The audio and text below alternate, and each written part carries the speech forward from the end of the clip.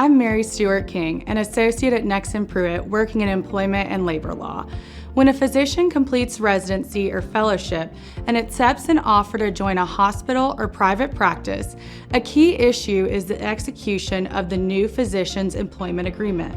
As with any contract, there are many angles to consider, but there are fundamental terms a new physician should be aware of. First and foremost, a new physician should review the requisite services and responsibilities outlined in the contract. Beyond obvious terms like start date, work schedule, and office locations, the agreement should also describe the physician's responsibility concerning on-call services, if applicable to the physician's specialty. At a minimum, the agreement should state that the on-call duties would be equally divided among the group and include a not-to-exceed stipulation.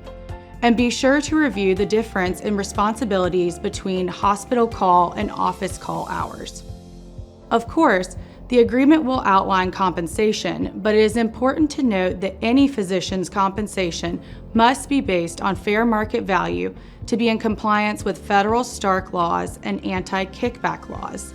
These laws place limits on the physician's compensation, which is typically determined by compensation surveys or independent valuation experts.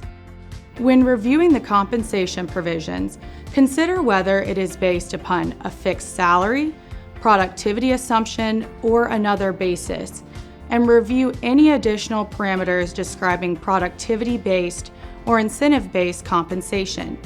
In the event the base compensation is determined by productivity assumption, review the contract for an offset provision. This is key to understanding whether you will owe your employer money in the event you do not meet the productivity assumptions and expectations of your contract. The physician employment agreement should also include termination provisions describing conditions that may trigger immediate termination, as well as defining the circumstances of for-cause termination and any notice provisions required of the parties to terminate the contract without cause. And finally, determine whether the contract provides the opportunity to cure default. This term allows a physician or employer a cure period, which is a specified amount of time to rectify certain breaches of contract. For example, if a doctor is in breach of contract because their medical license has expired, a 2-week cure period would allow them to renew their license and fix the issue. As you can see, execution of physician employment agreements include a number of considerations.